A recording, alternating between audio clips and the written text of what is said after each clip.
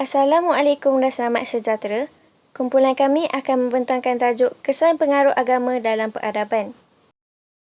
Ahli kumpulan kami terdiri daripada pelajar DSK 1B iaitu Aisyah Dalila binti Mas Nisam bernombor matrik 17 DSK 20F2021, Nur Camelia binti Anwar bernombor matrik 17 DSK 20F2009, Fatih Hidayah binti Juliani bernombor matrik 17 DSK 20F2012, Nuri Maisara binti Muhammad Hanif bernombor matrik 17 DSK 20F2047 dan juga saya Nur Syahidah binti Tengku Muhammad Asmiza bernombor matrik 17 DSK 20F2050.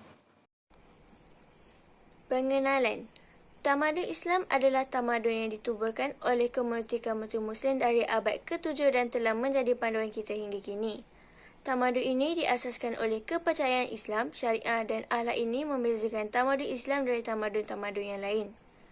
Penekanan dan pembinaan tamadun Islam adalah mempunyai aspek rohani, kemajuan pembudayaan dan intelektual. Ringkasnya, tamadun Islam merupakan satu tamadun yang bersifat multidimensional. Pengaruhnya yang meluas meliputi seluruh penjuru dunia termasuklah di Nusantara. Sebelum agama Islam bertapak dan berkembang di Nusantara, penduduk-penduduknya menganut agama Hindu atau mempunyai fahaman animisme yang diwarisi dari datuk dan nenek mereka. Sebab utama tamadun Islam bermuncul di Nusantara adalah kerana keperluan barangan yang membawa pedagang-pedagang Arab dari Parsi ke Nusantara. Kesan pengaruh agama dalam peradaban dari segi sosial. Antara ciri-ciri sosial yang dibawa oleh Islam ialah persamaan taraf dan persaudaraan Islam antara semua anggota masyarakatnya sehingga tergugat kedudukan sistem kasta dan perhambaan serta perbezaan taraf di kalangan mereka. Dengan terhapusnya sistem kasta yang dipengaruhi oleh budaya dan tamadun Hindu itu, Islam telah menggantikannya dengan memperkenalkan sistem atau konsep persamaan taraf dan persaudaraan Islam. Malah berjaya mewujudkan perpaduan, kemesraan dan semangat bantu-membantu antara satu sama lain. Setelah kedatangan Islam ke rantau ini, konsep kasta dilihat tidak lagi relevan kerana Islam menegaskan bahawa manusia berasal dari Adam dan Hawa. Islam juga mengarahkan manusia supaya hidup secara aman dan harmonis serta mewujudkan perpaduan. Bagi mendidik masyarakatnya, Islam telah memperkenal hukum-hukum dan peraturan berdasarkan Al-Quran dan Al-Hadith. Ajaran agama Islam telah mengatur sistem perhubungan sosial dan kekeluargaan yang cukup menarik kepada masyarakat. Contohnya, dalam perhubungan antara anak-anak dengan ibu bapa, suami dengan isteri, orang tua dengan orang muda, pemimpin dengan rakyat dan sebagainya. Kesan pengaruh agama Islam dalam peradaban Melayu antaranya adalah terhadap akidah dan kepercayaan. Sebahagian masyarakat Melayu telah meninggalkan ajaran agama Hindu-Buddha dan mempercayai tahyul dan khurafat iaitu kepercayaan animisme, dinamisme dan penyembahan nenek moyang. Seterusnya, Islam juga telah hapuskan kepercayaan sektem Hindu-Buddha yang mereka percaya kepada konsep ketuhanan, hormat menghormati antara manusia dan menitik beratkan soal persamaan taraf. Kehidupan mereka juga telah berubah kepada cara hidup beragama dengan mengamalkan dan menghayati ajaran Islam dalam kehidupan mereka. Segala aturan harian adalah bergantung kepada ajaran Islam yang dibawa oleh Nabi Muhammad SAW. Kepercayaan karut yang boleh merosakkan akidah umat Islam dan memecah belahkan masyarakat lenyap beransur-ansur diganti dengan kepercayaan Allah yang Esa. Selain itu, masyarakat orang Melayu juga merayakan hari-hari kebesaran seperti mengadakan sambutan Maulid Hijrah, sambutan Maulid Rasul dan juga nuzul Al-Quran. Akhir sekali, perubahan yang paling utama adalah dari sudut kepercayaan yang mana masyarakat Melayu telah diperkenalkan dan diyakinkan dengan keyakinan berteraskan tauhid.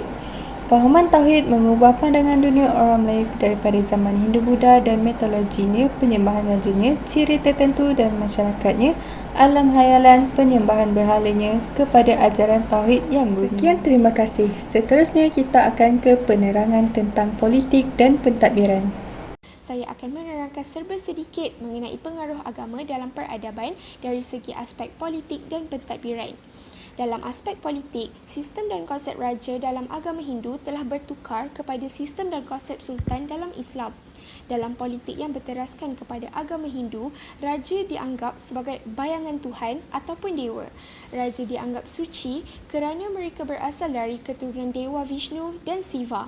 Undang-undang mereka telah menetapkan bahawa raja berhak sepenuhnya dalam menentukan segala hukuman dan mereka mempunyai kedudukan yang sangat tinggi.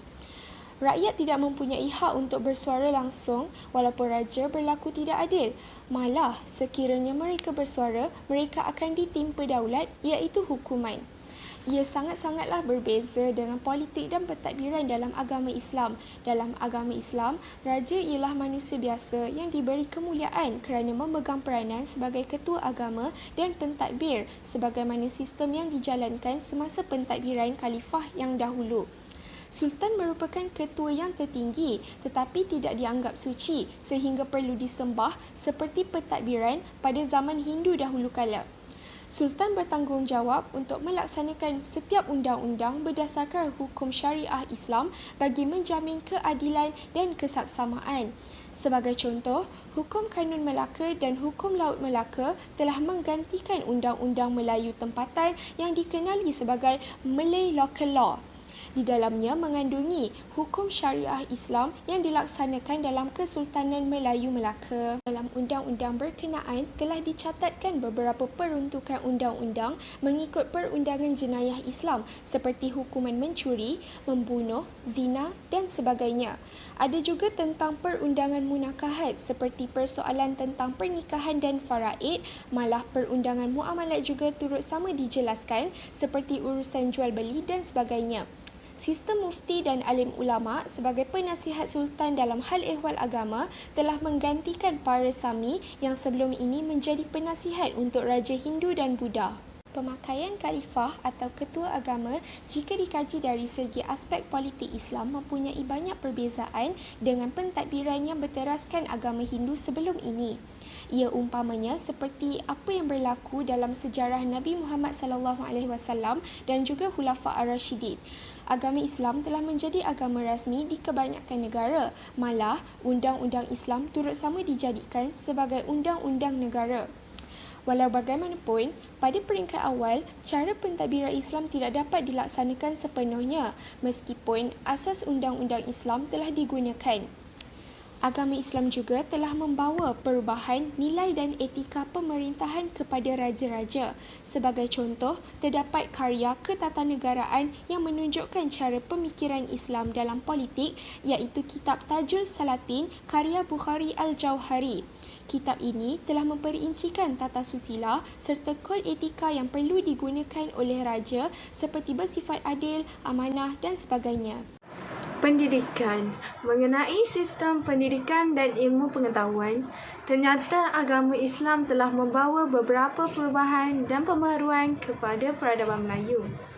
Oleh sebab agama Islam menerima naungan daripada Istana Raja-Raja Melayu, maka istana telah dijadikan pusat kegiatan dan penyebaran ilmu pengetahuan. Begitulah halnya yang berlaku di Melaka. Bermula daripada sultannya yang pertama sehingga sultan yang terakhir sebelum tahun 1511 Masihi mengambil berat tentang perkembangan pelajaran dan pendidikan Islam. Sultan Mahmud Shah pernah mengunjungi rumah Maulana Yusuf untuk mempelajari kitab maklumah.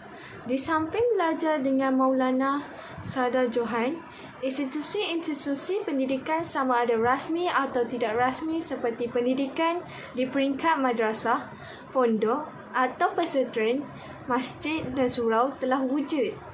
Ini menunjukkan semua lapisan masyarakat tanpa mengira kedudukan sosial berpeluang mendapat dan mempelajari ilmu pengetahuan terutama mengenai ajaran Islam. Seterusnya, kesannya, ramai masyarakat Melayu yang celik huruf berbanding sebelum kedatangan Islam, di mana ilmu pengetahuan hanya dipelajari oleh golongan istana sahaja. Muncullah golongan intelektual terutama alim ulama di beberapa pusat tamadun Melayu Islam dengan karya-karya utama mereka terutama karya-karya berbentuk keagamaan yang disampaikan dalam bentuk persuratan yang dinamakan sastra kitab. Ulama dalam bidang agama ini tidak hanya berperanan sebagai guru agama, pengarang kitab-kitab dan penasihat raja-raja, malah turut berjihad sebagai pahlawan di medan perang. Oleh itu, golongan ini sentiasa mendapat penghormatan yang tinggi di kalangan masyarakat dan juga pemerintah. Dari segi bahasa pula, selepas kedatangan Islam, bahasa Arab mula mengambil alih bahasa Sanskrit. Huruf Arab telah digunakan bagi menggantikan huruf Kawi dan Nagari. Bahasa Melayu telah mengalami perubahan yang pesat dengan peniruan kata-kata Arab sehingga bahasa Melayu menjadi media kepada ilmu pengetahuan seperti teologi, falsafah, etika dan sebagainya. Selain itu, martabat bahasa Melayu turut diangkat sebagai salah satu bahasa ilmu pengetahuan dan penyebaran dakwah di alam Melayu dan dianggap sebagai lingua franca di rantau ini. Justeru itu, Islam dikatakan bertanggungjawab mengasaskan sistem pendidikan yang terawal di alam Melayu. Dengan kemasukan Islam juga telah menjadikan bahasa Melayu daripada bahasa lisan kepada bahasa persuratan. Apabila tulisan Jawi diperkenalkan melalui pengajaran yang berasaskan kepada Al-Quran, secara kebetulan, huruf-huruf Jawi yang diperkenalkan oleh tulisan Arab amat sesuai sekali dengan cara bahasa Melayu dituturkan. Penlibatan pedagang dan mubalik Islam dari Arab dalam usaha menyebarkan Islam di alam Melayu secara tidak langsung turut mempengaruhi penggunaan istilah dan perkataan bahasa Arab dalam bahasa Melayu. Penggunaan istilah dan perkataan tersebut bukan sahaja dapat dilihat pada perkara yang berkaitan dengan akidah, syariah dan akhlak, tetapi juga merangkumi segala aspek kehidupan lain seperti perkataan sultan, ilmu, kitab, masjid, hisab, alam, sedekah dan lain-lain yang dipinjam dari bahasa Arab. Hal ini tentunya memperkayakan lagi perbendaharaan bahasa Melayu dan menjadi simbol kekuatan Islam menerusi bahasa. Pengaruh Islam dalam bidang kesenian meliputi berbagai aspek seperti arkitektur, epigrafi, kaligrafi, seni lukis, seni logam dan sebagainya. Aspek arkitektur dan seni lukis dapat dilihat di surau dan masjid. Khususnya, masjid yang merupakan pusat ibadat umat Islam mempunyai beberapa ciri asasi pengaruh kesenian Islam seperti bumbung khutbah, mihrab, mimbar, menara dan tulisan khot yang menghiasi dinding masjid. Dalam aspek kesenian, pengaruh Islam dapat dilihat dari aspek epigrafi pada makam dan batu nisan, masjid dan perhiasannya. Batu nisan merupakan karya seni Islam yang pertama masuk ke Nusantara. Contohnya, pernah ditemui batu nisan Syekh Abdul Al-Qadi Alam bertalih 903 Masihi yang dijumpai di Linggir, Kedah. Pada mulanya, makam-makam yang dijumpai ini tertulis tulisan yang dipahat daripada ayat Al-Quran serta ajaran Islam yang menekankan tentang hukum dan tasawuf. Misalnya, pada prasasti di Pekan Pahang, tertulis ayat Al-Quran dengan gaya khat tulut dari surah Ali Imran ayat 185, surah Yunus ayat 62 beserta nasihat tersebut. Di samping menerima pengaruh asing, ia turut memancarkan daya kreativiti penduduk tempatan. Contohnya, batu akan Maulana Malik Ibrahim yang dibawa dari Jerman mempunyai bentuk seperti kepala yang terbalik yang menunjukkan adanya pengaruh Parsi. Salah satu kesenian Islam yang terpenting muncul selepas kedatangan Islam ialah kaligrafi dan seni khat Islam. Seni khat dikatakan menekankan peranan yang penting dalam memartabatkan masyarakat alam Melayu kerana sebelum kemasukan Islam, Masyarakat Melayu tidak mempunyai apa-apa kesenian hot. Dari segi lukisan, ia dijadikan pola hiasan pada dinding. Hot Islam ini juga dapat dilihat pada bangunan-bangunan masjid, makam, batu nisan atau batu bersurat. Di samping itu, ia juga tertulis pada benda-benda lain seperti tembikar, mata wang, pakaian dan lain-lain. Contohnya, masjid terdapat ukiran hot pada mimbar, bingkai, lengkung, tiang dan sebagainya. Tentang seni logam, antara jenis-jenisnya ialah mata wang dan senjata. Tentang wang, ia menonjolkan nilai Islam di dalamnya dengan menekankan sifat keadilan kepada raja-raja. Demikian juga pada senjata keris dari segi fungsi dan motif-motif, ragam hiasnya khususnya daripada ayat-ayat Al-Quran yang tertulis pada hampir keseluruhan senjata ini yang mempunyai nilai estetika yang tinggi.